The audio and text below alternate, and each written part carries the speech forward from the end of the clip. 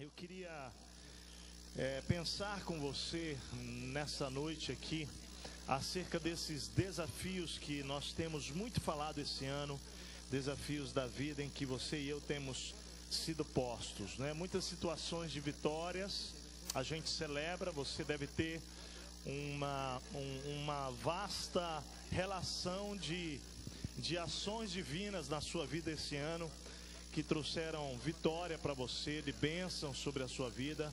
Mas certamente também você deve ter algumas histórias de dores, alguns momentos difíceis pelos quais você passou, pelos quais você enfrentou ou vem enfrentando, seja de ordem espiritual, né? Seja de ordem particular, profissional, pessoal, financeira ou de ordem relacional. Mas eu queria hoje à noite realmente dizer para você que diante de todos esses cenários, eu não sei se o seu saldo desse ano é positivo ou negativo, mas a grande verdade é que muitas vezes nessa época do ano nós estamos já cansados, né? Porque a gente está assim pedindo para o ano virar, não é, para que a gente possa de alguma forma ser renovado, quase que como uma expectativa de que seja possível no dia 1º você nascer renovado e tudo zerado, e aí vamos para o ano 2014. É uma coisa meio mística assim, mas não acontece, viu? 2014, quando virar, os problemas, não é, provavelmente vão estar aí, as dores, as dificuldades, as lutas. Então a grande questão é aprender realmente a lidar com isso. Eu mesmo quero dizer que essa semana não foi uma semana boa para mim. Eu fui discipular alguém e de repente a pessoa percebeu que eu não estava bem, perguntou: você não está legal, né? Eu falei: não, cara, eu tô cansado. E quase que eu chorei na frente da pessoa.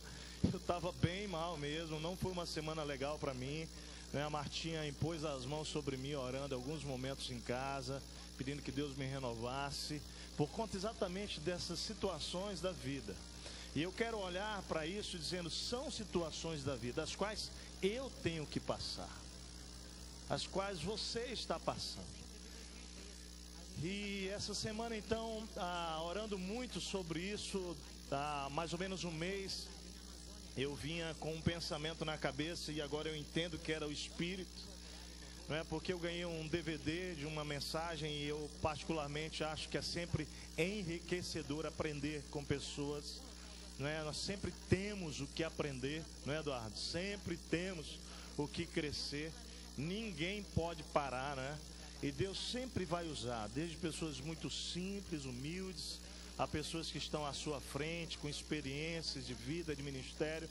E eu particularmente acho uma riqueza, né, quando eu tenho a oportunidade de ouvir pessoas que realmente como instrumentos vão ser usados. Eu havia ganho um DVD que eu queria já há muito tempo ter assistido e não havia conseguido organizar o meu tempo para isso. E há um mês mais ou menos eu disse para Marta, né, Momô, eu sinto assim Deus me mandando ouvir aquilo lá. E essa semana eu então peguei aquele DVD e eu quero louvar a Deus porque fui muito, mas muito ministrado por aquela palavra de Deus através de um homem que tem sido uma referência para o Brasil, para o povo de Deus, para a igreja brasileira, pastor Ibe Uber, não é? Hoje pastor na igreja em Fortaleza. E ouvindo aquela mensagem, não é? Eu fui profundamente tocado. Sabe quando você termina aquele tempo? Disse hoje para Marta narrando isso, mozão. Foi tão especial porque a sensação é que o Senhor tirou aquele fardo, tirou aquele peso, tirou aquelas coisas do coração de uma maneira muito profunda. E eu queria hoje dizer que eu quero repartir com você aquilo que eu recebi de Deus através daquele homem, não é? Então quero ser fidedigno e dizer a fonte, não é? Aquilo que eu vou ministrar a você, eu fui ministrado através da vida desse pastor e quero repartir porque creio que possa edificar a sua vida também nesse momento em que todos nós estamos terminando o ano e nós temos que definir muito claramente, ouça bem o que vou dizer, quem eu sou para Deus. Nós precisamos ter isso claro dentro de nós, porque às vezes as vozes, às vezes as dores relacionais, às vezes uma palavra de alguém, não é? Às vezes um relacionamento que não está legal, vem e dizem coisas que afirmam algo sobre você e você passa a crer. E mais do que aquilo é só porta de entrada para você pensar coisas piores sobre você e perdendo a visão de quem de fato você é em Cristo Jesus. Mas além disso, a gente também vai se perdendo nos nossos relacionamentos, né? Como igreja, como corpo, como família. E eu queria hoje também que nós pudéssemos resgatar hoje à noite qualquer identidade perdida do valor do nosso irmão em Cristo, de quem é o seu irmão em Cristo, de como você deve olhar para ele, de como você deve ver o seu irmão em Cristo. E depois nós vamos navegar para fora das fronteiras eclesiásticas, igreja, e nós vamos visualizar também como Deus espera que eu veja, por exemplo, os meus vizinhos que ainda não são salvos em Cristo Jesus, que ainda não reconhecem Jesus como Senhor e Salvador de suas vidas, não é? Os colegas de trabalho, ou mesmo essa sociedade em Porto Alegre que está distante de Deus e que ainda não reconhece Jesus Cristo como o Senhor e Salvador. Então o tema da nossa mensagem hoje é enxergando as pessoas como Deus enxerga. Eu queria que você pudesse então comigo ler um trecho das Escrituras que está lá na segunda carta aos Coríntios. Vamos ler juntos lá, segunda carta aos Coríntios. Convido você a abrir lá esse trecho das Escrituras, onde Paulo está escrevendo uma carta à igreja na cidade de Corinto. Essa é a segunda carta dele. Nós vamos ler então capítulo 5 da segunda carta aos Coríntios. E nós vamos observar o versículo 16. Quando a gente vai estudar sobre a carta de Coríntios, a segunda carta, qual é o versículo mais famoso da segunda carta aos Coríntios aí? Qual é? Capítulo 5, versículo 17. Lembra que diz assim: se alguém está em Cristo, nova criatura é, as coisas velhas já passaram, eis que tudo se fez novo. Eu não sei quantos aqui foram embaixadores do rei em algum momento da sua vida. Tem alguém que foi embaixador aqui? Se foi, ele vai saber que o 20 é muito importante também, né? Porque o 20 diz o quê? Somos embaixadores por Cristo, né? Era sempre assim, né? Segundo os Coríntios 5, 20. Amado, eu queria olhar para você, para o versículo 16. Hoje à noite nós vamos meditar sobre isso. Queria realmente pensar com você acerca desse versículo, porque ele é o texto base da nossa reflexão. Diz assim: de modo que de agora em diante a ninguém mais consideramos do ponto de vista humano. Há uma outra tradução que diz o seguinte: de modo que daqui por diante a ninguém mais conhecemos segundo a carne. Quantos tem essa tradução aí? Deixa eu ver. Vamos ler juntos essa tradução, primeira carta aos Coríntios, capítulo 5, versículo 16. Essa tradução: de modo que daqui por diante a ninguém mais conhecemos segundo a carne. Vamos dizer juntos: de modo que daqui por diante a ninguém mais conhecemos segundo a carne. Vamos orar mais uma vez. Pai, que teu Espírito Santo, gracioso, maravilhoso, ó Deus, que é capaz de libertar o homem das suas piores prisões, sejam elas física, sexual, emocional, espiritual. Tu és o nosso Jeová, o nosso Deus libertador. Já declaramos isso aqui em nossas canções. Mas, Pai, nessa noite eu quero rogar, Pai, no nome de Jesus, que o Senhor produza algo no coração de cada pessoa que aqui está, através da Tua palavra. Ó Deus, que esta ministração da Tua palavra possa entrar de maneira tão profunda no coração de cada pessoa que aqui está presente, e daqueles que estão neste momento ouvindo esta mensagem por áudio ou por vídeo. Que no nome de Jesus, Pai, haja esta noite, ó Deus, uma obra do Teu Espírito entre nós. Nós clamamos, nós rogamos que o Senhor ministre com graça e com poder entre nós, com liberdade no nosso meio, Pai, para o louvor da Tua glória, em nome de Jesus. Amém, amém, amém. Queridos, eu queria avaliar com você nessa noite como é que você olha para si mesmo? Como é que você olha para os seus irmãos em Cristo? E como é que você olha para as pessoas que não têm ainda um relacionamento com Cristo Jesus? Qual é a sua visão acerca disso? E esse trecho das Escrituras, ele vai nos chamar a atenção claramente de como Deus deseja que você e eu olhemos para mim, para você mesmo, para nós, como Deus deseja que nós olhemos para os nossos irmãos e como Deus deseja que nós oremos para aqueles que estão além da relação pessoal com Cristo Jesus. O texto que lemos diz: de modo que daqui por diante a ninguém mais conhecemos segundo a carne. Eu gostaria de pensar junto com você em 3 lições a partir desta recomendação do apóstolo Paulo aos irmãos na cidade de Corinto, aqueles irmãos salvos ali da igreja de Corinto. Em primeiro lugar, o chamado de Deus para nós é que nós não devemos considerar a nós mesmos segundo a carne. O que significa isso? Significa que devemos nos enxergar segundo o Espírito e não segundo a carne.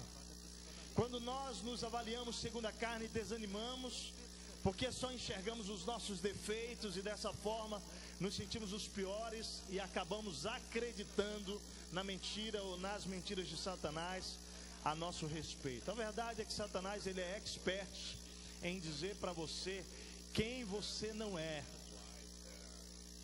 Ele trabalha dessa maneira. Quando nós nos avaliamos à luz do que o diabo diz que somos, não é? Nós quase sempre vamos impedir a obra de Deus em nossa vida e ainda assim estamos pecando, porque o texto diz que a ninguém devemos considerar segundo a carne. Isso inclui você. Você não pode olhar para você e pensar sobre quem você é na ótica natural, na ótica dos olhos humanos. É interessante quando você vai olhar a história de Gideão, não é? Gideão, um juiz. Quando você olha lá a história dos juízes, esse homem, a Bíblia vai dizer que Deus o levanta para ser resgatador de Israel, e ele está no momento de luta e batalha contra os midianitas, que estavam lutando e combatendo contra o povo de Israel. A Bíblia vai dizer que Gideão está malhando trigo, e quando você olha a história e esse momento de Gideão malhar o trigo, você vai identificar que o trigo, ele precisa ser malhado, porque malhar o trigo é você bate o trigo, a palha do trigo, e o trigo cai e a palha, ela então é levada pelo vento. Por isso precisa ser feito isso num lugar aberto, onde corra o vento, para que a palha seja levada pelo vento e fique então um trigo saudável ali. Mas a Bíblia vai dizer que Gideão, ele estava malhando o trigo dentro de um lagar. E o que é um lagar? Na verdade, o lagar era o ambiente, o lugar onde as uvas eram pisadas, e esse ambiente era fechado, e ali se produzia então o vinho. E ele estava malhando ali o trigo dentro daquele contexto por conta de quê? Por conta do medo dos midianitas. Na verdade, ele estava ali escondido da sua missão. E é interessante quando você olha Gideão naquele contexto, um lugar absolutamente inapropriado, escondido dos midianitas, malhando o trigo. Você vai ver que o anjo do Senhor vai até Gideão, e o anjo, ao chegar a Gideão, diz assim: Gideão, homem valente, o Senhor é contigo. E aí Gideão olha, mas como valente, né? Valente, o cara estava ali escondido. E aí Deus começa a trabalhar no coração de Gideão a mentalidade de Gideão acerca dele mesmo. Ele era o que? Um homem valente. E o lugar dele não era escondido dentro do lagar, o lugar dele era fora do lagar, enfrentando os midianitas. É muito curioso essa passagem, porque é depois desse momento que Gideão se levanta então para ir combater os midianitas. Quando a gente vê a história linda de Gideão, a gente vai perceber Gideão vencendo com 300 homens, uma multidão de midianitas, que era absolutamente improvável a sua vitória, a sua conquista. Mas quando você olha para esse texto,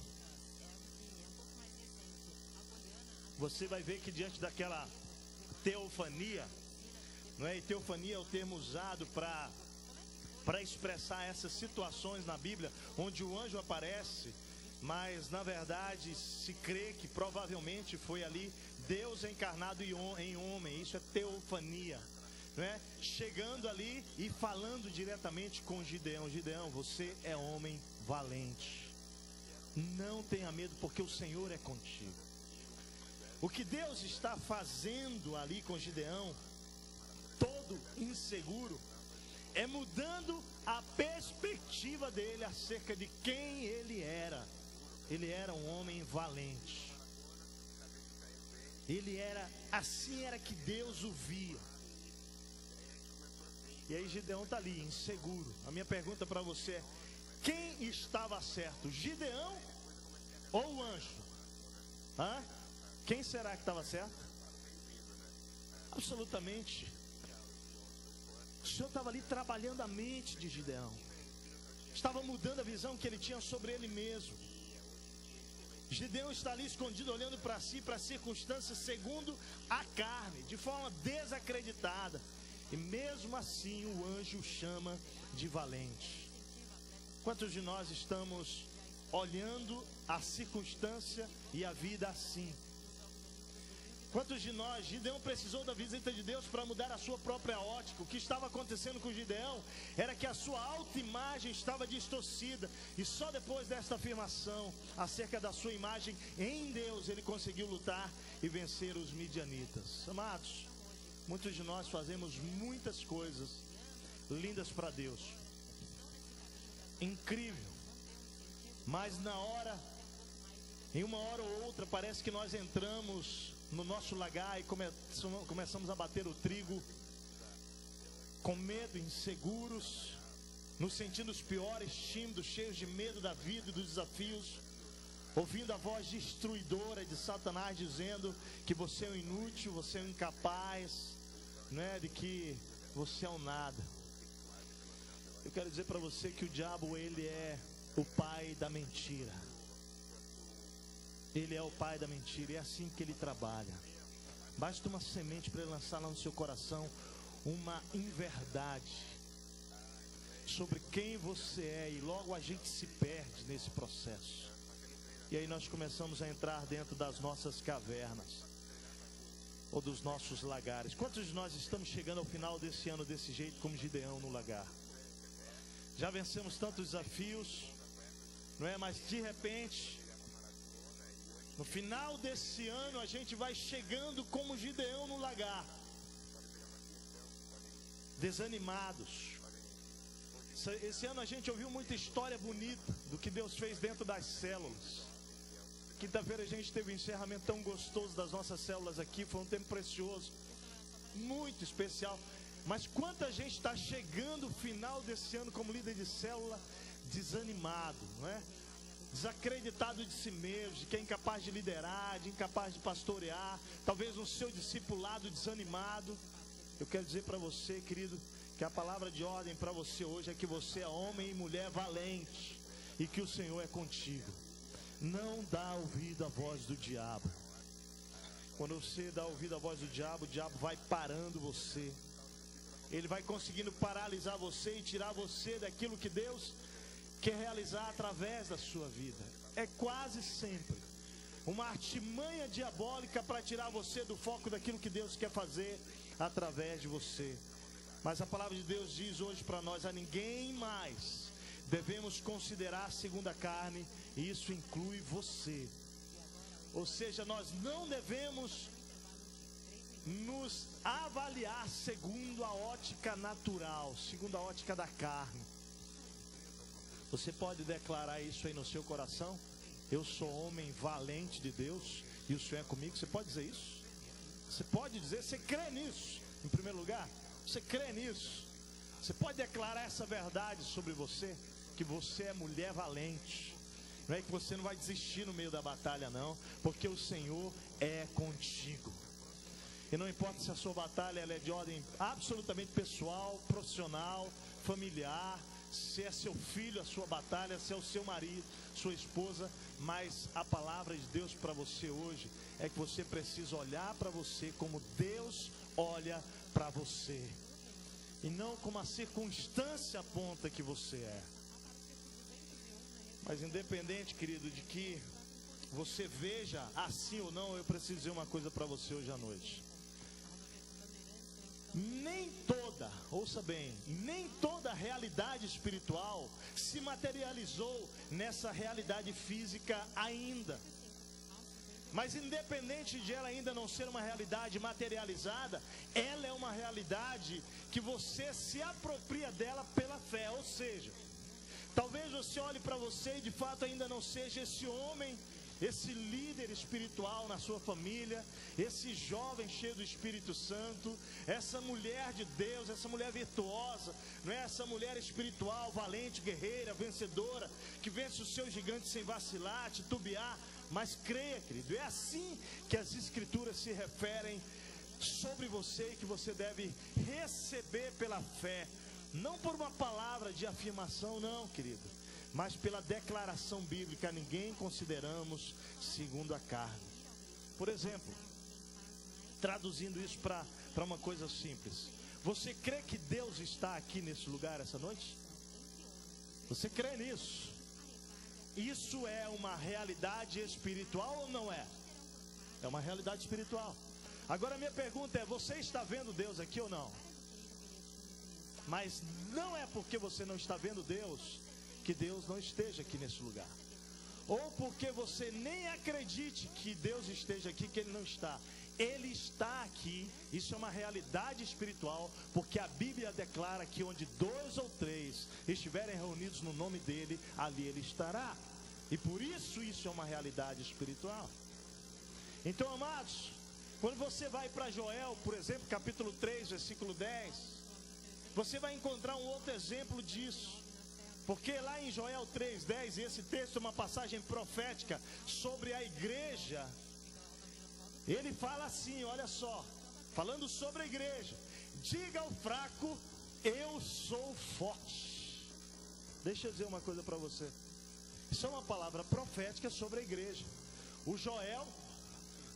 O profeta Joel recebendo de Deus essa palavra para profetizar acerca do que seria a igreja de Jesus. E aí, meu querido, quando você diz assim, eu sou fraco, a palavra de Deus vem dizer: não, você é o quê? Forte. Quer você creia ou não creia que você é forte, a palavra de Deus declara que você é forte por causa de quem habita em você, que é Deus. Isso é uma realidade espiritual, querido. O que o profeta Joel está dizendo ao povo é que se você está se vendo fraco, é porque você está ouvindo a voz do diabo, porque você está olhando para si segundo a carne e não segundo o espírito. Porque no mundo espiritual, a realidade sobre você e eu é que nós somos fortes, pois quem habita em você e em mim é o próprio Deus. Por isso, diga ao fraco, eu sou forte. Não como uma força de pensamento positivo, porque eu não creio, mas como uma realidade espiritual gerada pelo poder de Deus em nós. Então, amados e amadas, se temos nos sentido fracos, é porque temos aceitado a mentira de Satanás sobre nós. E precisamos urgentemente apresentar nossos pensamentos cativos a Deus e voltar o nosso olhar para nós como Ele nos vê, como seus valentes, como suas valentes. Você e eu somos fortes no Senhor e na força do seu poder. E mais, quer saber mais? A Bíblia diz que em Cristo Jesus, você e eu somos o quê? Mais do que vencedores. Meus queridos, quando nós voltamos ou começamos a nos olhar assim novamente, de acordo com a declaração bíblica, nós voltamos a ser e fazer as coisas especiais e poderosas para Deus. Seja lá na nossa casa, como marido, como esposa, como pai, como mãe, filha, profissional, como pastores, como líderes de células, líderes de ministérios. Quando nós cremos na revelação da palavra sobre quem Deus diz que nós somos, a ninguém mais conhecemos segundo a carne. Então nós nos levantamos, querido, e silenciamos a voz do diabo pela fé naquilo que essa afirmação espiritual diz sobre eu e você. Então creia, você já é mais do que vencedor, só precisa se apropriar dessa verdade conquistada na cruz do Calvário. Olha o que diz lá na segunda carta aos Coríntios, capítulo 4, versículo 18. Não atentando nós nas coisas que se veem, mas nas que não se veem, porque as que se veem são temporais e as que não se veem são eternas. Agora olha só, tem duas maneiras de ajudar você a entender esta realidade espiritual e se enxergar não mais segundo a carne, mas segundo o Espírito. Porque muitos de nós aqui, por ignorância ou mentira de Satanás, ou mesmo por desobediência, temos insistido em nos enxergar segundo a carne, desprezando o poder do sacrifício de Cristo. E aí nós estamos muitas vezes dizendo aí, eu sou um desgraçado, né? Um fraco, uma fraca, um pecador, um miserável. Mentira do diabo, meu querido. Deixa eu dizer uma coisa para você. Você é filho amado de Deus. Você é nova criatura. Nova criatura. Você não é o seu pecado. Isso é muito importante você entender. Você não é a sua falha. Você não é os seus erros. Não. Você é filho amado de Deus. Então ouça, duas realidades espirituais que você precisa se apropriar diariamente como seguidor de Jesus. São duas pequenas frases que, se você se apropria dela, elas fazem diferença acerca de quem é você e como você deve se ver. A primeira frase é em Cristo. A Bíblia diz que aqueles que nasceram de novo, eles estão em quem? Em Cristo. Sabe quantas vezes em Cristo aparece só no Novo Testamento, Voeda? Mais de 300 vezes. O termo em Cristo. Será que Deus quer dizer alguma coisa para nós?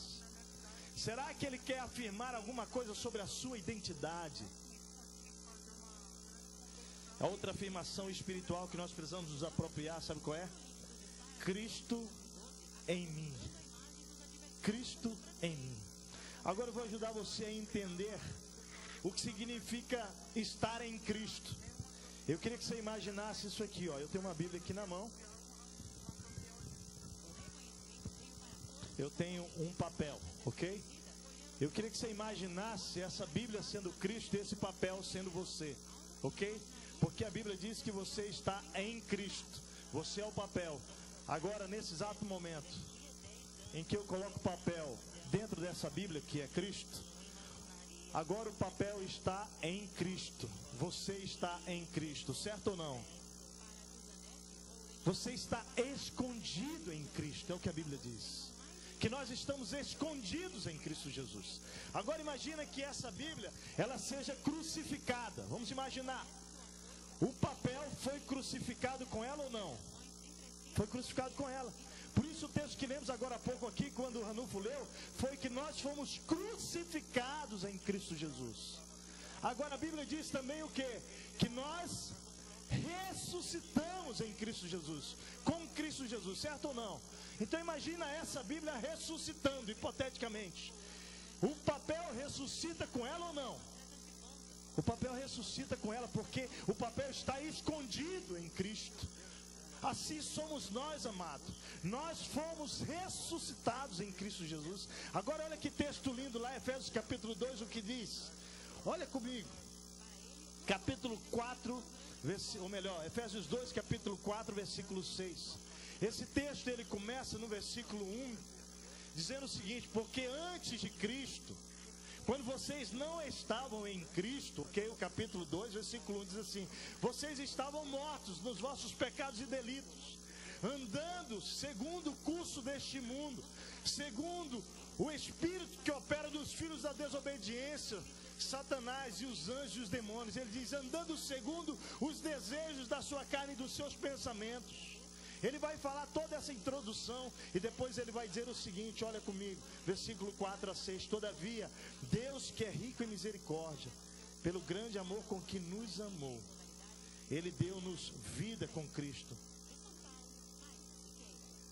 quando ainda estávamos mortos em nossas transgressões. Pela graça, vocês são salvos. E o texto diz aqui: Deus nos ressuscitou com Cristo e com Ele nos fez assentar nas regiões celestiais em Cristo Jesus. Deixa eu dizer para você, sabe quem você é? Você é filho amado de Deus que está assentado nas regiões celestiais juntamente com Cristo Jesus. Você consegue entender? O que o diabo está dizendo que você é? é mentira, porque você é filho amado que está sentado nas regiões celestiais. Você ressuscitou com Ele. Quer você creia ou não, amado, mas se aproprie. Você precisa entender disso. Você precisa saber o que significa estar em Cristo. Significa que você não pode mais olhar para si mesmo pela ótica do que você fez ou não fez, de quem você foi ou não foi no seu passado, porque a Bíblia diz que ao conhecermos a verdade vai nos libertar. Então creia, querido, essa é uma realidade espiritual que vai libertar você da mentira do diabo que tenta aprisionar você no seu passado, querendo que você continue a se ver pela ótica da carne e não do Espírito. Então diga aí, eu posso, diga aí, eu posso todas as coisas naquele que me fortalece. Querido, tudo muda a sua vida quando você começa a entender quem você é em Cristo. Agora essa afirmação, que a mais ninguém eu conheço do ponto de vista humano, está posta em cima de uma outra afirmação espiritual, que dá a base, querido, para esta afirmação. O versículo 17 diz o quê? Que se alguém está em Cristo, é o quê? Uma nova criatura. Por isso que ele vai dizer, a ninguém mais nós conhecemos, nós consideramos segundo a carne, porque a base para isso é o versículo 17, que diz que nós somos novas criaturas e as coisas velhas passaram, eis que tudo se fez novo, querido. Essa é a realidade sobre você e eu. O diabo fica tentando dizer qualquer outra coisa sobre você, usando talvez a boca de pessoas que são especiais para você, que você tem carinho, que ama, para que você possa daqui a pouco receber uma palavra fora daquilo que você é em Cristo. Mas o que a Bíblia diz, que você é nova criatura. Você pode dizer isso, eu sou novo mesmo em Cristo Jesus. Amado, isso é quem você é, isso é quem somos. O Espírito que habita em você está formando Cristo em você. Hebreus 10, capítulo 14 diz que no seu espírito você foi aperfeiçoado de uma vez por todas.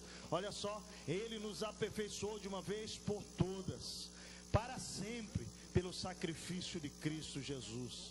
Não é pelo seu ou pelo meu mérito, mas pelo sangue de Cristo. Ou seja, no seu espírito você é perfeito, mas na sua alma, nas suas emoções, vontades, você está sendo santificado dia a dia. E esse processo ele se concretiza à medida que você se apropria de verdades espirituais como essas. Eu queria convidar você a sair daqui crendo na verdade que liberta o homem. Você está escondido em quem? Em Cristo. Mas a segunda verdade é que Cristo está em mim. Cristo está em nós. E olha o que diz 1 João capítulo 4, versículo 4, acerca desta verdade. Olha comigo lá. Filhinhos, vocês são de Deus e os venceram. Venceram quem? Aqui ele está falando sobre os falsos profetas, é o contexto. E ele diz assim: porque aquele que está em vocês. Quem é que está em você, querido? Quem é? Jesus. Porque aquele que está em vocês é maior do que aquele que está no mundo. Presta atenção, amado. Qual é o princípio implícito nesse versículo aqui? É que não há nada fora de você que seja maior do que aquele que está dentro de você, Jesus, amado. Você consegue entender qual é a sua identidade em Cristo? O que significa Cristo em você agora é que não importa o que esteja, o diabo, Satanás, os demônios, qualquer situação fora de você, ela nunca vai ser maior do que aquele que está em você, Jesus. Pergunta para a pessoa que está do seu lado aí: quem é que habita em você? Pergunta para ele: você realmente acredita que Jesus habita em você? Você realmente acredita nisso? Quando eu estava fazendo o seminário, vai fazer 20 anos isso, eu me lembro que eu não tinha isso muito claro sobre mim, essa identidade, eu em Cristo e Cristo em mim, não estava muito claro para mim. E era uma noite, nós chegamos lá, já estávamos todos lá em cima, quando ouvimos a história de que tinha um endemoniado chamando um dos pastores lá embaixo. Rapaz, eu quando soube a notícia, eu saí correndo pro nosso alojamento e fui atrás de um cara chamado Jackson, porque ouve o nome, Jackson, não deu medo já? Pois o Jackson era o cara craque para expulsar demônio. Sempre tem um seminarista que é o cara craque para expulsar demônio. Eu fui atrás do Jackson, saí foragido lá, não queria encarar o negócio, né? E aí nós chamamos o Jackson prontamente foi, ele era experiente, chegou, e eu fui atrás dele, escondido atrás dele, não atrás de Cristo, né? Rapaz, quando chegou a pessoa estava endemoniada, tinha um portãozinho que dava para a entrada do nosso ambiente, e o cara estava do lado de fora, e o Jackson chegou com o peito aberto, encostando naquele portão assim, começou a falar com o demônio, e perguntando quem era, e o demônio começou a dizer quem era o demônio que estava ali incorporando aquele jovem chamado Rubem. E nós ficamos ali, era uma cena que eu tinha ali as minhas crises, as minhas inseguranças, olhando para aquilo ali, para aquele momento. E queridos, foi uma cena muito difícil, muito assim pesada, porque aquele jovem chegou ali com um papel, com uma caixa cheia de papéis de jornal dentro daquela caixa. E aí o maligno Satanás começou a falar com o Jackson: olha aqui, eu trouxe ele aqui, ele fez um pacto comigo. E apresentou, e essa parte aqui dele estava em carne viva. Ele fez um pacto comigo, agora ele é meu. E o Jackson começou ali a conversar, a trabalhar, e daqui a pouco aquele homem acende um fósforo e toca fogo no jornal e abraça no corpo do Rubem. Na verdade, Satanás faz isso, né? E lança o corpo dele, gente, e começa uma cena terrível. A gente abre o portão e começa a ir para frente. Na verdade, eu não fui nada, eu estava com medo. Esse negócio para mim não estava claro, Cristo em mim, eu em Cristo, eu estava ali inseguro, e eu só vendo e todo mundo ali. E aí o Jackson veio e começou a orar, impor as mãos, tiraram as caixas com fogo. E aí o Jackson começou a repreender, repreender, e daqui a pouco começou a orar em línguas. E quando ele começou a orar em línguas estranhas, o diabo começou a orar em línguas, falar em línguas com ele também, não orar, né? Falar em línguas também, porque a Bíblia fala sobre a língua dos anjos, né? A Bíblia fala sobre isso. E ele começou a falar em línguas dos anjos, e o diabo era um anjo caído. Começou a falar. E ali começou aquela cena, aquele pavor, e todo mundo. E depois de um tempo ali, sem vitória nenhuma, pegaram o Rubens e levaram para dentro da capela. E eu fui só vendo, levaram, os caras foram carregando, eu de longe olhando aquilo lá. E quando chegamos, começamos a interceder, orando. Mas deixa eu dizer para você precisa entender o que significa estar em Cristo e Cristo em você.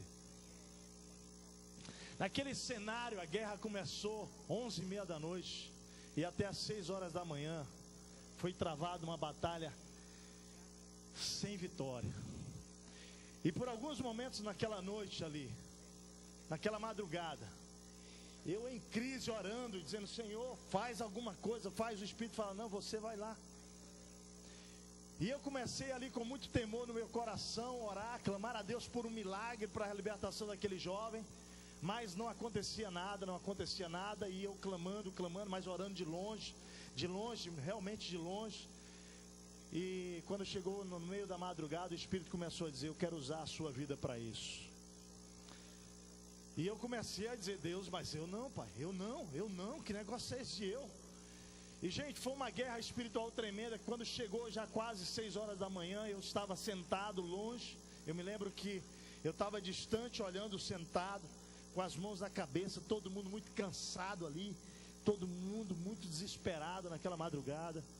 Quando de repente eu falei para Deus: Senhor, se o Senhor está falando ao meu coração, que alguém venha falar comigo. De repente um dos meninos que estavam lá, seminarista, levantou. Inclusive hoje passou lá no Mato Grosso do Sul, em Campo Grande, veio até mim e falou: Técio, Deus está mandando te dizer que Ele quer usar a sua vida para isso.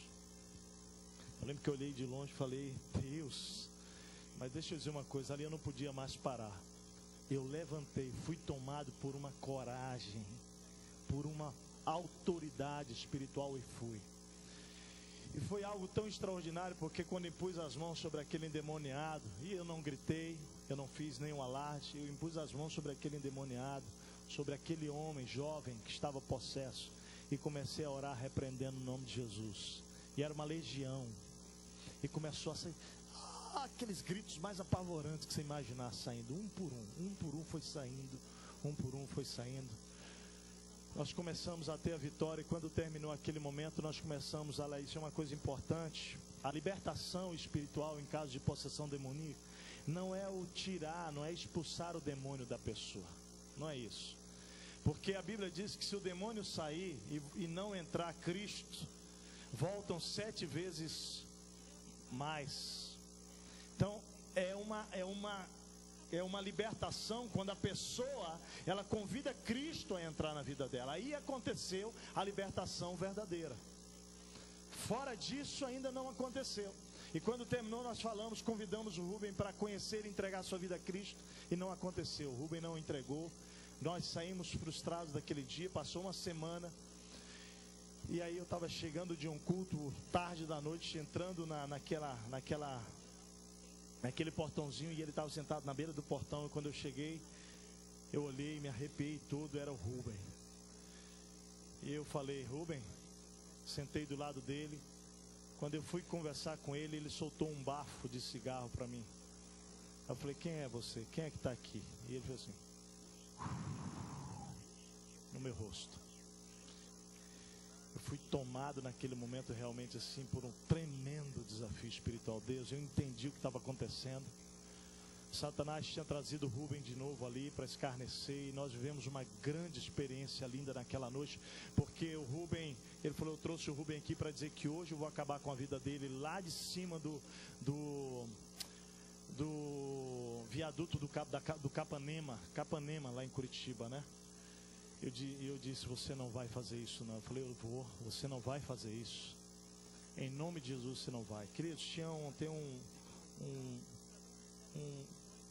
uma mureta pequena lá em frente ao prédio do seminário.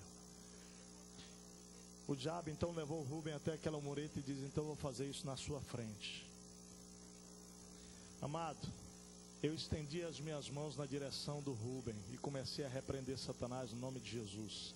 Algo absolutamente poderoso aconteceu, porque o corpo do Rubem fazia assim, mas não caía.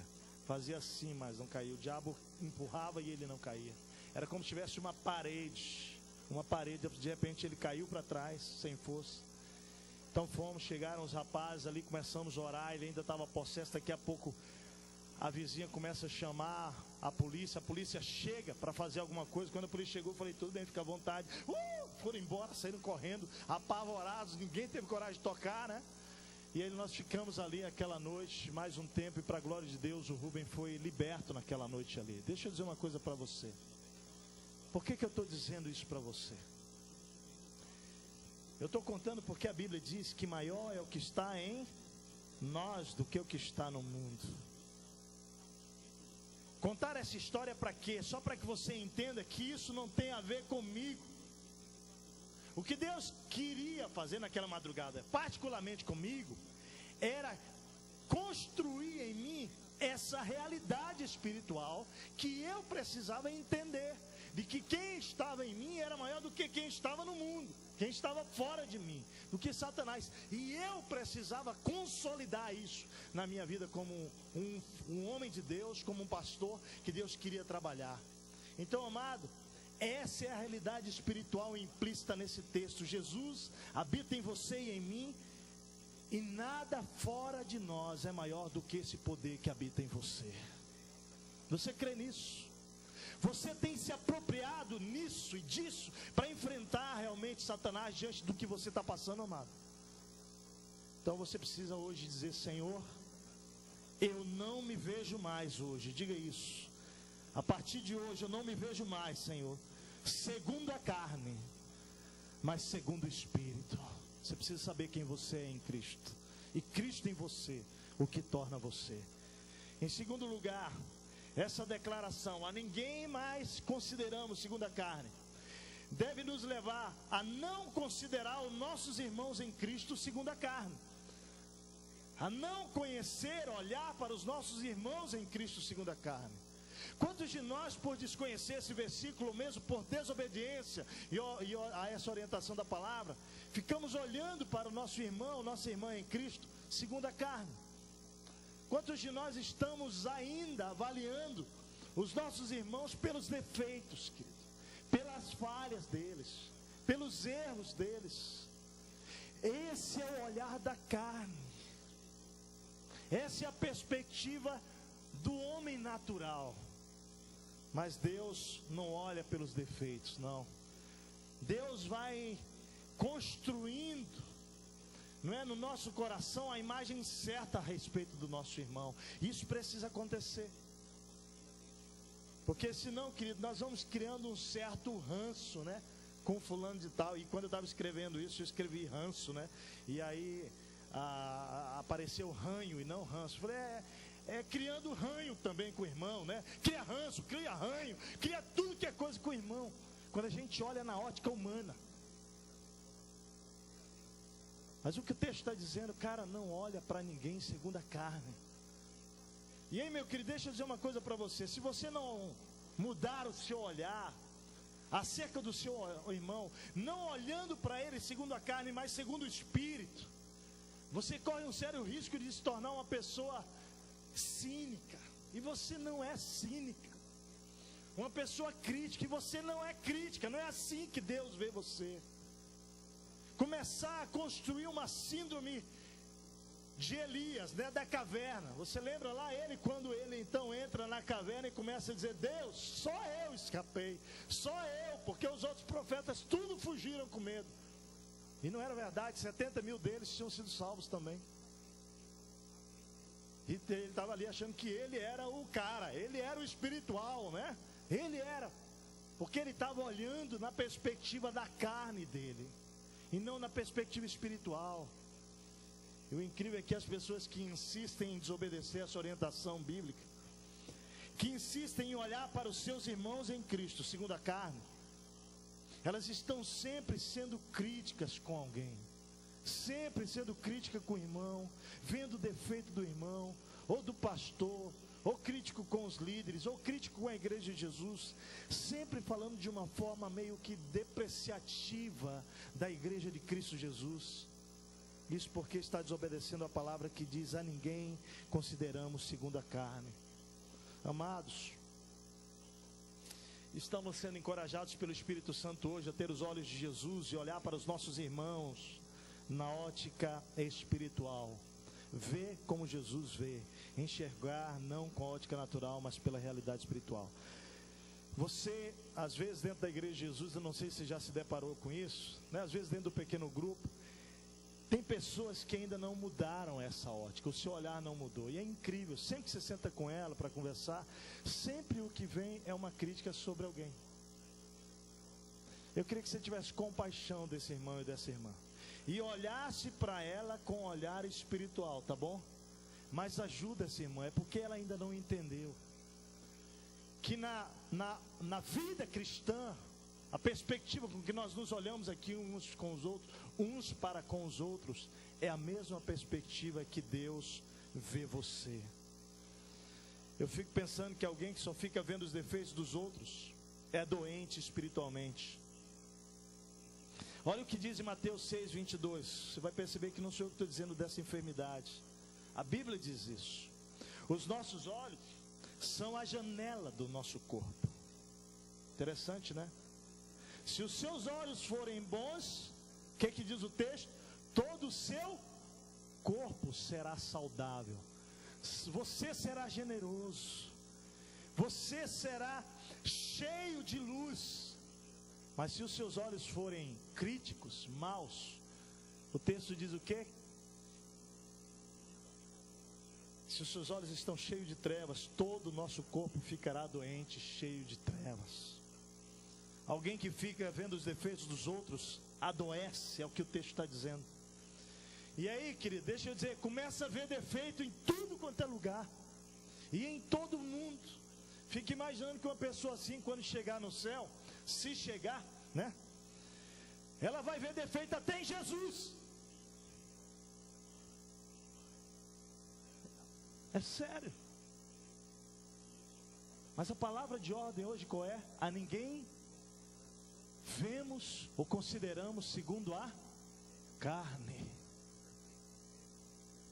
A realidade é que é pecado ficar vendo o irmão pela ótica da carne e não da palavra. Paulo nos ensina como devemos olhar. Romanos 15:14, olha só que lindo.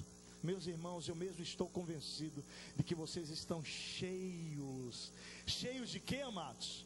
Cheios de bondade, plenamente instruídos, sendo capazes de aconselhar-se uns aos outros.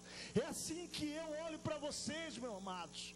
Vocês são pessoas cheias de bondade. Quer mais? Cheias de amor. Quer mais? Cheias de alegria. Quer mais? Cheias de benignidade, cheias de fidelidade, cheias de mansidão, cheias de domínio próprio. Porque quem habita em vocês é o Espírito Santo. E a Bíblia diz que isso é fruto do Espírito.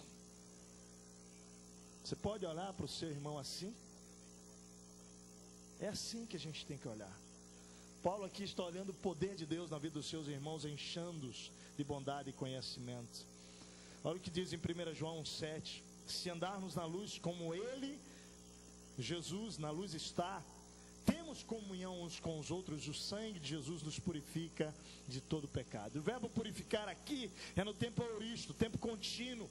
Purificou e continua a purificar. A melhor imagem aqui, ilustração, é um limpador de um carro, né?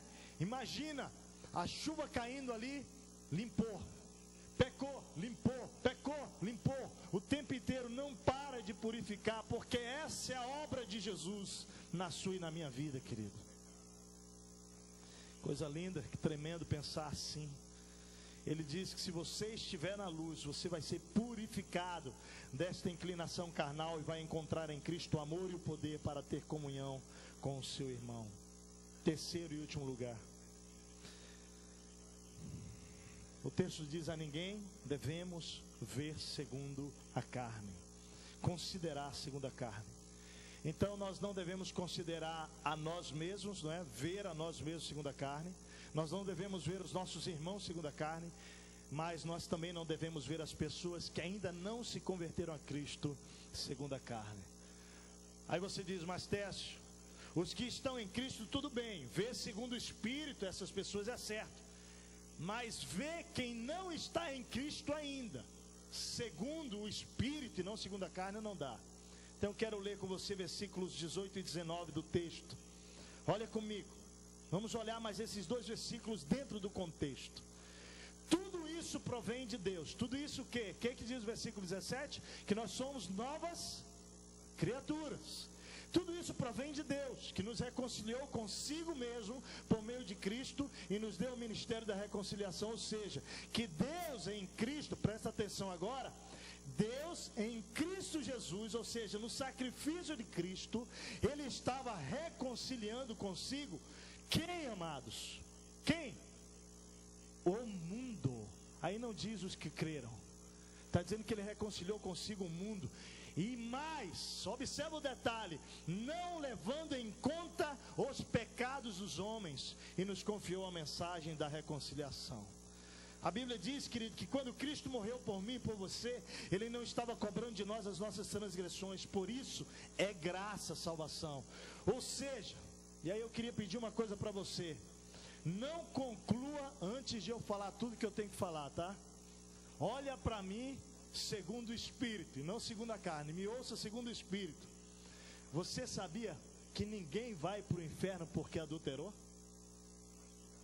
Ninguém vai para o inferno porque mentiu, assassinou, porque roubou. Sabia disso?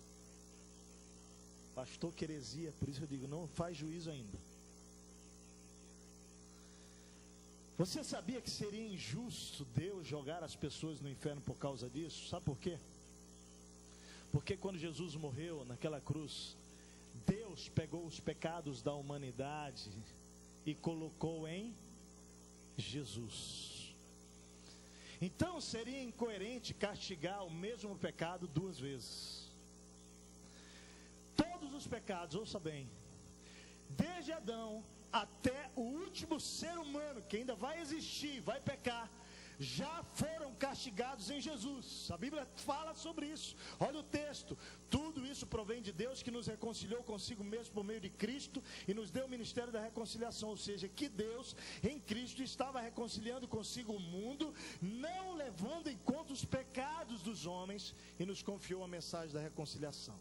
Então o texto diz que Deus não está mais imputando aos homens as suas transgressões. Outra tradução diz que Deus, por meio de Jesus, já reconciliou. Olha só, não vai reconciliar. Ele já reconciliou consigo o mundo todo, sem cobrar deles os seus pecados.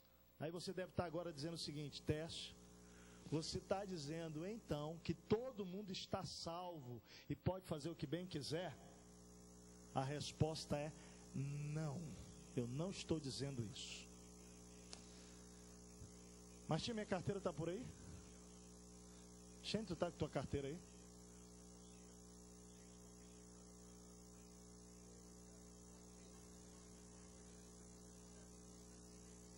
Rapaz, é segura essa tua carteira, hein?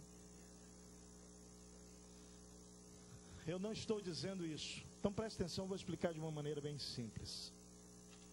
Vamos supor que o Xene hoje vai dar a sua carteira para alguém aqui. Deixa eu abrir aqui, licença. Dólares. Tá pronto. O cara chegou agora dos Estados Unidos, né? 40 dias nos Estados Unidos, dólares. Rapaz, olha, tem $500 mil aqui, Xene, que é isso aqui? Imaginemos que tivesse $500 mil aqui. Tá bom? Vamos pensar dessa maneira. Leozinho, você é o escolhido hoje. Você vai receber. Então vamos considerar que agora, nesse momento, a partir de agora, o Xene está lhe dando essa carteira. E ouça bem, essa carteira, a partir desse momento, ela é sua. Tudo que tem aqui é seu, ok? Terminou o culto, você vem aqui e pega comigo, tá bom? Tudo bem? Beleza. Agora, amados, o Xene fez isso com ele, está dando isso tudo para ele. Não é porque ele merece, é pela graça, é por amor, tudo bem? Ele até está pensando, mas por quê? Eu estou desconfiado disso aí. Agora eu pergunto, essa carteira, uma vez que o Xene disse assim, ela é sua, tá? Você vai pegar daqui a pouco, mas ela é sua e tudo que aqui tem, ela já é dele? É, não é? Por direito é. De fato é ou não? Não. Agora imagina que termina o culto e o Léo sai e vai embora daqui, não leva a carteira com ele e nunca mais volta para buscar. Deixa eu dizer, a carteira é dele ou não é? É, mas de direito, de fato não, porque ele não veio. O que ele precisa fazer para que seja de direito e de fato? Ele precisa o quê? Receber. Ele precisa receber essa carteira. Enquanto ele não recebeu, ele já possui a carteira de direito, mas de fato ele não recebeu a carteira. Presta atenção, amado. Foi isso que Deus fez através de Cristo Jesus. O que esse texto diz? Que quando Jesus foi à cruz, ele reconciliou o mundo inteiro com ele já ofereceu para o mundo inteiro a salvação. Acontece que apenas aqueles que diz lá em João 12, mas a todos quantos o quê? O receberam. Só aos que receberam, aos que creram em seu nome, deu-lhes o poder de serem chamados o quê? Filhos de Deus. Agora, a perspectiva muda. A perspectiva que você vai olhar para o seu vizinho muda. Você não vai mais olhar para o seu vizinho, ou para uma prostituta lá na rua tal, ou para um cara que está caído com álcool na mão lá, miserável, ou para um ladrão, um bandido, na perspectiva de que você é melhor do que ele, não. Você vai olhar na perspectiva do olhar espiritual, não da carne. Porque segundo o Espírito, essa pessoa, ela já foi colocada dentro do propósito divino da salvação. Amém, queridos? Já foi dada. Agora ele vai receber segundo o quê? Segundo arrependimento e fé. Nós recebemos segundo arrependimento e fé. Você consegue entender como você deve olhar para alguém que ainda não nasceu em Cristo? Ao invés de dizer, ali está uma prostituta, aquele é um ladrão adúltero, lá está um homossexual, ih, rapaz, nem quero distância. Você vai passar a olhar para ele e não considerar mais segundo a carne, mas segundo o Espírito. E aí começa a mudar. Aí você começa a chegar no seu condomínio, sabe como? Você chega lá no seu condomínio e você começa a enxergar todos eles, não mais segundo a carne, mas segundo o Espírito. Começa a dizer, todas essas pessoas aqui, elas já foram salvas espiritualmente. Elas só não receberam ainda pelo arrependimento e fé. Muda ou não muda? Completamente, amado. O seu colega de trabalho, o seu vizinho, o seu chefe, o seu patrão, qualquer pessoa que você olhe para ele como pior do que você agora passa a olhar não mais segundo a carne, mas na perspectiva de Deus.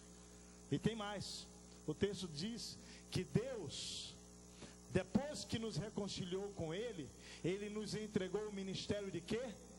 Da reconciliação. Você tem que sair daqui hoje entendendo a sua missão. Você precisa sair daqui hoje entendendo quem você é em Cristo, entendendo quem são os seus irmãos em Cristo e como você deve olhar para Ele. E você precisa sair daqui hoje entendendo como você deve olhar para as pessoas que não estão em Cristo. Eu quero concluir. Se essas verdades entrarem no nosso coração, se você entender quem você é em Cristo, filho amado, valente, redimido, justificado, santo, mais que vencedor, você não vai mais acreditar nas mentiras do diabo sobre você. Você não é um fraco, mas é um forte. Diga ao fraco, eu sou forte, porque é Deus que habita em você. Se hoje você se apropriar dessa verdade, a ninguém mais considera segundo a carne, você vai sair daqui hoje pedindo a Deus perdão pelas vezes que você julgou o seu irmão, pela maneira que você olhou para ele com superioridade, considerando, julgando-se mais do que ele, e dizer, Senhor, me perdoa, porque o Senhor me disse para olhar para ele não segundo a carne, mas segundo o Espírito. Você vai pedir perdão por seus julgamentos e ressentimentos e passar a olhar os seus irmãos com graça e amor. E vai voltar a ver nos seus irmãos os pontos positivos. Lembrar das coisas boas e brotar no seu coração gratidão e perdão. E se você, pela fé hoje e obediência a Deus, entender que Deus reconciliou consigo o mundo, e que Deus amou o mundo a ponto de enviar o seu Filho Jesus para oferecer perdão e salvação para todo homem, você vai olhar a partir de hoje para o seu vizinho, para o seu amigo de trabalho, seu pai não convertido, marido, esposa, filho, aqueles que ainda não estão em Cristo. Você não vai mais olhar segundo a carne, mas segundo o Espírito. Quando a gente entende isso, queridos, a gente passa a viver diferente. Por quê? Porque você vive a partir daquilo que você o quê? Acredita. Você vive a partir do que você pensa que você é. Um dos desafios meus como pai, como homem na minha casa em relação às minhas filhas, sabe qual é? É que elas recebam a partir de mim o sentido do valor que elas têm para Deus e quem elas são em Deus. E elas vão receber isso a partir do momento que elas veem como eu trato uma mulher, como eu trato a Marta. Porque do jeito que elas veem a vida, elas se submetem à vida. Se elas acreditam que elas são mulheres dignas, respeitosas, elas não vão aceitar um homem tocar nelas. E quando elas começarem a namorar e o cara destratar, elas vão parar tudo, porque elas nunca viram um homem fazer isso na vida da mãe delas. E eu vou estabelecer o valor para as minhas filhas de como é que se trata uma mulher. Sou eu. Do jeito que eu tratar a Marta, as minhas filhas vão aceitar que um homem as trata. É assim. Nós definimos nossa vida por aquilo que nós cremos, pensamos sobre quem somos. E o que Deus está dizendo aqui hoje, querido, é que Ele não vê você como você se vê. Ele vê você como uma pessoa maravilhosa, especial. Os seus pecados não definem você. Quem define você é Cristo. Você está em Cristo e Cristo está em você. O seu irmão em Cristo lá da célula, ele não é perfeito, nunca vai ser. Mas Cristo olha para ele diferente de como você está olhando. Cristo não olha para os defeitos. Cristo olha para quem Cristo é nele. O que Cristo está transformando e formando-se nele. E você precisa olhar para o seu irmão com graça e compaixão. Seus vizinhos são olhados assim por Deus. Pessoas amadas, amados de Deus. Feche os seus olhos. Eu queria orar hoje com você. Eu queria que você saísse daqui com essa clareza, enxergando a si mesmo, enxergando aos seus irmãos em Cristo Jesus e enxergando a nossa sociedade sem Cristo como Cristo enxerga.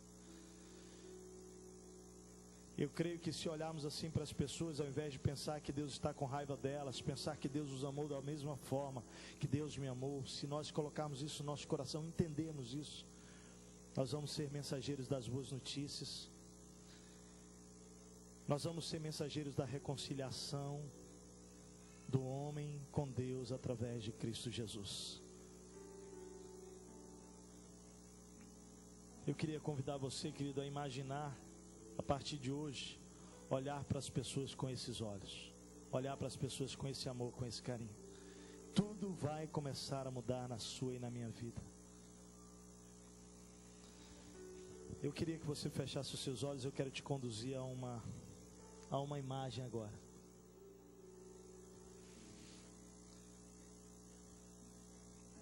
Eu não sei o que o inimigo tem dito que você é, mas eu sei o que a cruz diz que você é: lavado e redimido pelo sangue de Cristo Jesus.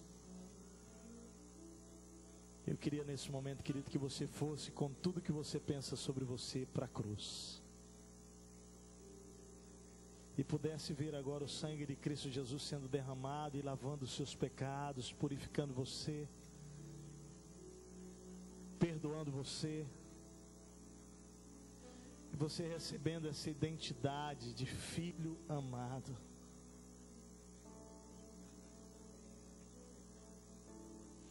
E você podendo olhar agora para os seus irmãos em Cristo, para os seus vizinhos sem Cristo, e dizer: Deus, eu agora posso vê-los como o Senhor me vê, não mais segundo a carne, mas segundo o Espírito.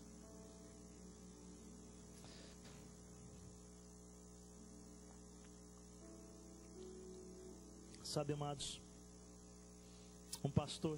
uma mãe chegou até um pastor, desesperada por conta da sua filha que estava envolvida com prostituição, e dizendo: pastor, eu não sei mais o que fazer pela minha filha. Ela tem se envolvido com os amigos dos seus irmãos.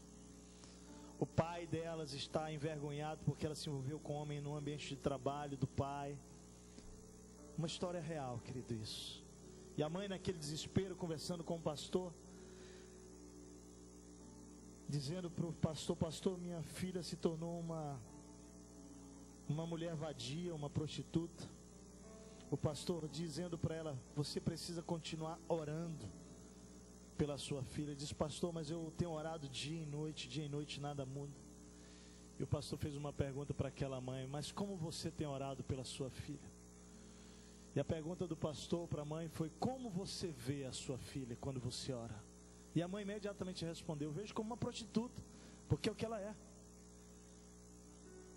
E foi exatamente ali que o pastor percebeu que estava a derrota daquela mãe. Ele disse: você precisa olhar para sua filha não como uma prostituta, mas como Jesus vê a sua filha, porque o sangue de Jesus já lavou e purificou de todos os pecados. Amados, quando a mãe começou a olhar então para a filha, lavada pelo sangue de Cristo Jesus, e o pastor conduziu aquela mãe até a cruz de Cristo, e pediu para que a mãe levasse a filha até a cruz, e pudesse imaginar o sangue de Cristo lavando aquela filha.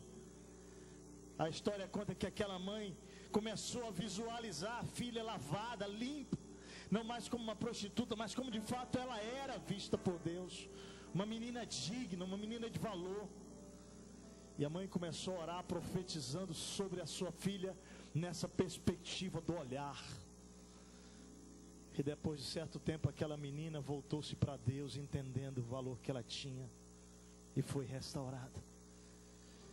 Eu queria que você pudesse hoje também levar à cruz aquelas pessoas que você não tem conseguido olhar como Cristo olha para elas.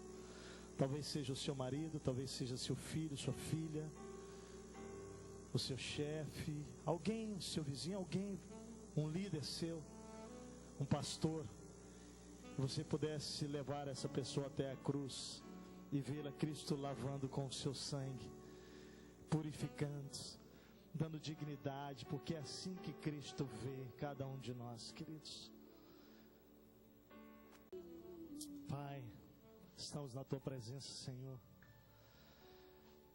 Seja nesse auditório, seja onde essa pessoa está ouvindo essa palavra, nós queremos hoje repreender toda voz de mentira de Satanás acerca de quem somos. O Senhor nos comprou e foi por um alto preço, foi a vida do Teu Filho Jesus. Nós somos propriedades Tuas, Senhor, e Satanás não tem, ó Deus, qualquer direito sobre as nossas vidas, Pai, porque fomos comprados pelo sangue de Jesus Cristo. Somos filhos amados Teus, somos propriedades Tuas, Senhor. E nessa noite, Deus, eu quero pedir que o Senhor silencie toda palavra maldita sobre a vida de qualquer filho ou filha Tua aqui, em nome de Jesus. Sela essa noite, Pai, na mente, na memória, no coração dos Teus filhos, quem eles são, que eles estão em Cristo e Cristo está neles, Pai. E de que, ó Deus, nem fora deles qualquer coisa pode roubar esta identidade que eles têm no Senhor, Pai. Nenhum pecado que eles cometam, Senhor, pode mudar o Teu amor por eles, Pai. Porque o Senhor os amou sem considerar os nossos pecados. A Tua palavra diz: quando éramos ainda pecadores. Romanos 5:8. Pai, nós queremos sair daqui hoje também, Senhor, não só com um olhar claro sobre quem somos, mas nós queremos sair daqui hoje como mensageiros da reconciliação, reconciliando, ó Deus, a Tua igreja, os Teus irmãos em Cristo. Ajuda-nos a olhar para o nosso irmão, para a nossa irmã em Cristo, seja de sangue ou não, ó Deus, com o olhar do Espírito e não da carne. Afasta do meio da Tua igreja a crítica, o cinismo, o partidarismo, a divisão, e derrama sobre a Tua igreja, Senhor, o olhar de Cristo Jesus, Senhor. Que possamos olhar e ver o nosso irmão considerando não segundo a carne, mas segundo o Espírito. Pedimos o mesmo sobre aqueles que ainda não Te conhecem, nossos colegas de trabalho, nossos vizinhos, talvez amigos, talvez parentes nossos, marido, esposa, filhos, que estão tão arredios e distantes. Obrigado, Deus, por entender que quando Cristo foi à cruz, o Senhor estava reconciliando já todas essas pessoas contigo. Elas já foram reconciliadas contigo por meio de Cristo Jesus. Mas que elas possam receber essa salvação pelo arrependimento e fé em Cristo Jesus. Que elas possam se apropriar, Pai, e que nós sejamos os mensageiros dessa boa notícia de reconciliação entre o homem e Deus. Pai, eu rogo pela Tua igreja, derrama sobre nós amor, derrama sobre nós esta visão, este olhar, Senhor, para que a partir de hoje, Pai, nós possamos abençoar essa cidade, nós possamos, ao andar nessa cidade, ver pessoas tão distantes de Ti, nós possamos, ó Pai, olhar para elas com o olhar que o Senhor olha, olhar de compaixão, Senhor, para a Tua glória, e vê-las como o Senhor as vê. É a minha oração, Pai. Eu faço no nome de Jesus. Amém.